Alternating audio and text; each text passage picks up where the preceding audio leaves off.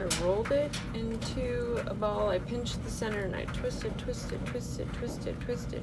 The whole thing kind of came in a circle. So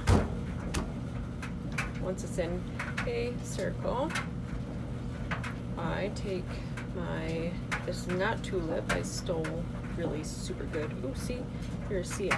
Dye from my friend. That's like mermaid color, and she gets this shit off of Amazon. And I am just gonna go in here and dye the shit out of it. Just for a few minutes, just because I'm in a rush to do this. Don't worry, my washer will be clean, so you can see the back. Right after I wash this little mother trucker.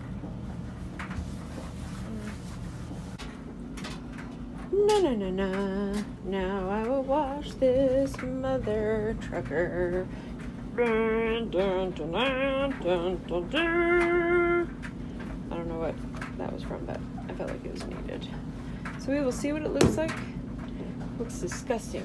Looks like I'm chopping up carcasses and stuff, but actually I'm just dyeing primitive shirts for my son that has stinky yellow armpits and stains from disgusting eating habits. It still has a little bit of stainage, but it's nothing compared to what it was.